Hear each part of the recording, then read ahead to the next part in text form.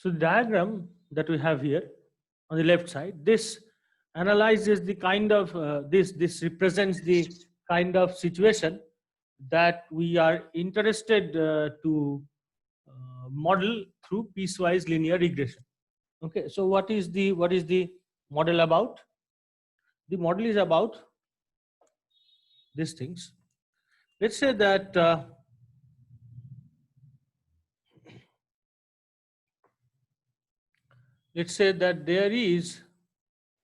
there is a typical offer on MRP at say rupees X star, beyond which the sales increases at a much higher rate. Okay. Now this is an important part if you think about sales and marketing. Why? What the problem that we are talking about is that, think of prices of mobiles. In many cases they comes with offers, right? Now what we are saying is that how to guarantee that the increase in your offer will be minimum, but the sales increase with that will be much higher. So for example, what I'm trying to say is that, let's say in usual days you give an offer which leads you to, or a commission or offer which leads you to sell something around below X star. Now you see that whenever the sales increases this much, okay, suddenly the relationship between X star and commission, it changes. That now the increment, now the slope is much higher than earlier. Okay, all right. So for example, what I'm saying is that in Freedom Sale or on all those sale, you will see that some higher offer on mobiles or durable goods or other things. So how do you know that that higher offer will not end up being a missed target? Okay, so for that you must know that if you break that barrier, then suddenly the sale will be so high that it will cover more money than usual. Okay, so that's the kind of scenario that we are trying to model with piecewise linear regression, that there is some X star of sales beyond which the relationship between sales and commission, it changes entirely, in the sense that it remains linear but the growth is much higher. So now our target is to model such a situation using dummy. Okay, and obviously here what we are trying to do, here we are not interested in intercept, here we are interested in change in slope. So we are interested in change in slope, but in a different sense than we have done earlier. So we are not looking for some concurrent regression, we are looking for something else. Okay, so how to do that? So the relevant model for such a scenario is this: yi equal to alpha 1 plus beta 1 xi plus beta 2 xi minus x star into di plus ui. So you have separated the scenario where what is your d? D is 1 if xi greater than x star and 0 if xi less than x star. Okay, so in that case you will get two different mean values which will refer to the two parts of this regression line.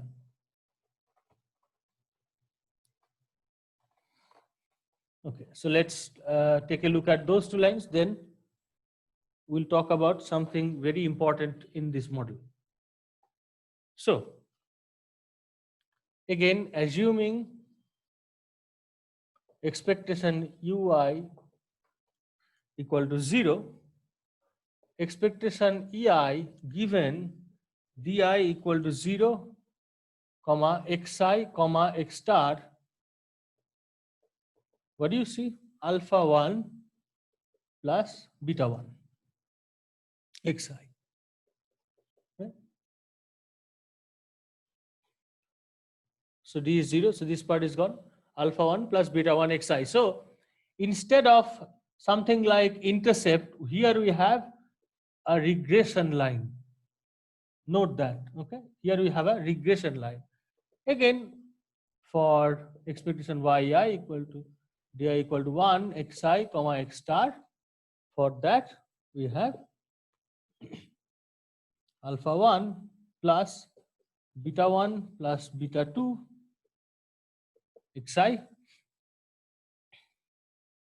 minus beta 2 x star. And since beta 2 x star is a specific number, basically we will be looking at a model with an intercept like this plus beta 1 plus beta 2 xi. So again, a different regression line, which is true for this one. Now, there is only one problem regarding this model. What is the problem? The problem is that x star must be known in advance. Otherwise, obviously, you can have an estimate of it, but at least in this model, in this construction, we are saying that x star is known in advance. So if you want to estimate x star, then you have to use a different path. Okay, now, as I was saying that this kind of piecewise linear regression, this is an example of spline function, which you will study later, or you can look up and see. Okay. Now, obviously, after doing this, you have to test. You have to run a test of significance, right? Regarding the difference of the slope of these two models. So this is your model 1. This is your one regression line coming from this model, and then this is the second slope coming from this model, right? So you must run a regression test of significance of whether beta 2 equal to 0 or not, right? So you must test that to see whether your work regarding this piecewise linear regression is meaningful or not. Okay. So now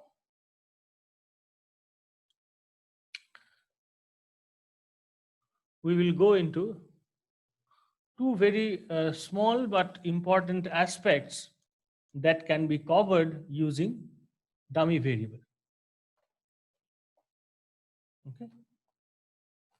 So one of them is using a dummy within the framework of a log linear model.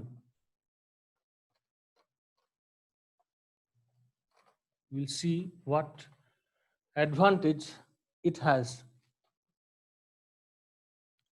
So log linear model with dummy. Okay.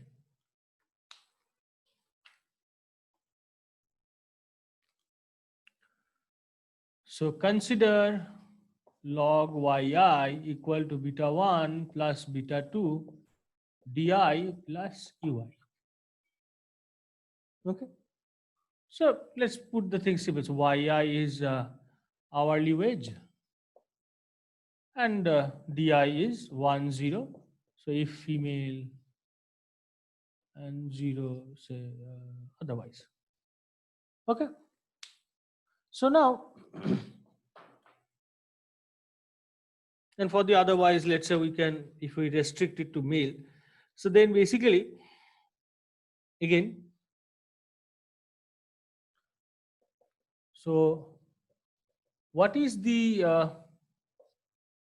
mean log value? log mean, log hourly, log of hourly wages for male, that is beta 1. So this is mean, but mean log hourly wages, right? Not hourly wages. So what does this mean actually? And for the other one, you have log yi equal to di equal to 1, which is beta 1 plus beta 2. So that is female, right? Okay. So again, such a model can be quite useful to measure gender differences, if any.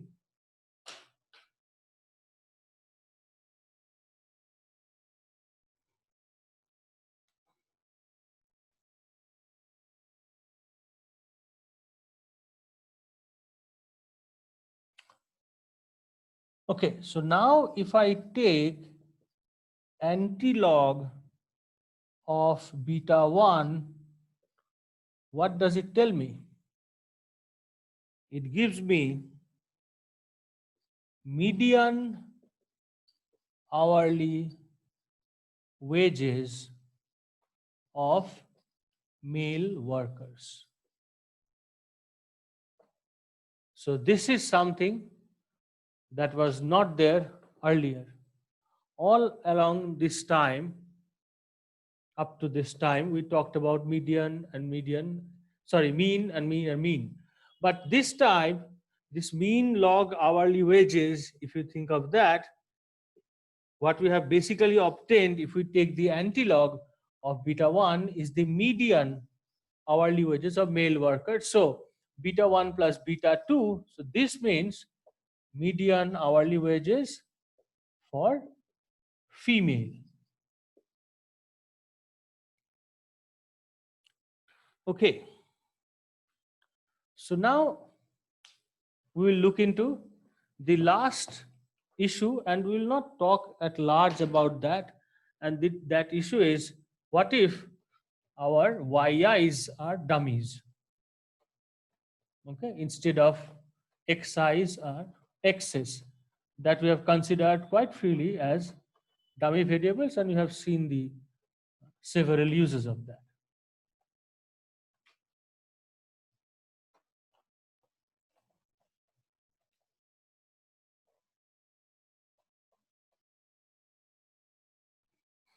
Okay.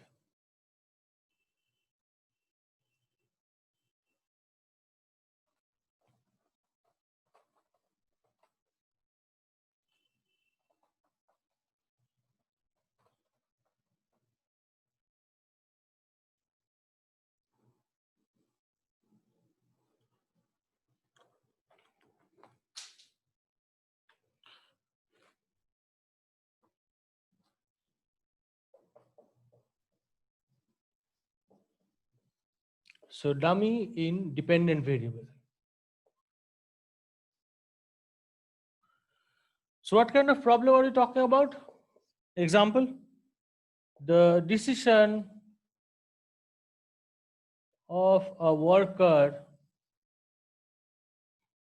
to participate in the labor force. So that comes as a yes or no, right? Now, the first question that comes in our mind is not how to define the dummy, that we know, but the first question that comes in our mind is, can we use OLS?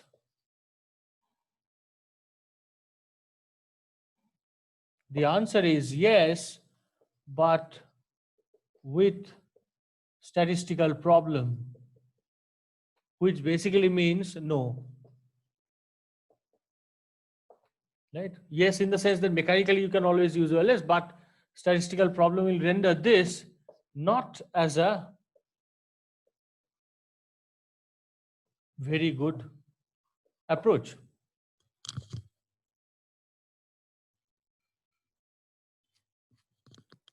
So what do you do?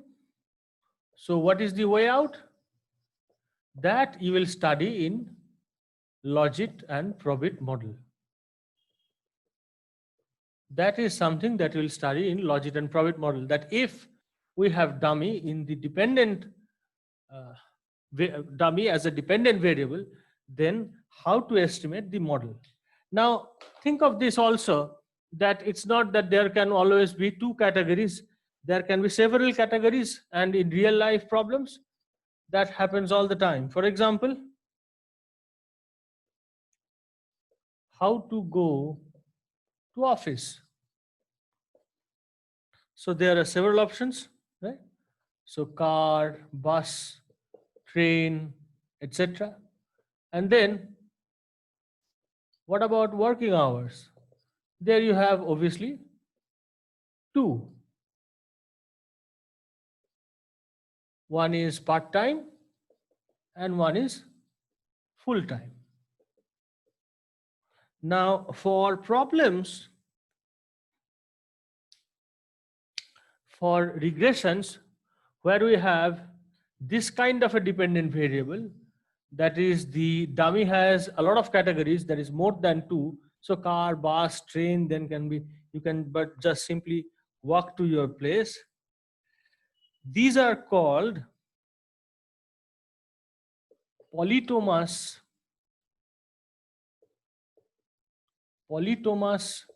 dependent variable, as Y has many categories and here we have only two.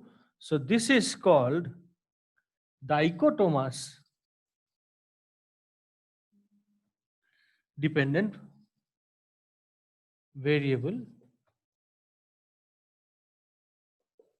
Okay, you can understand why it is called dichotomous. For this, it is polytomous.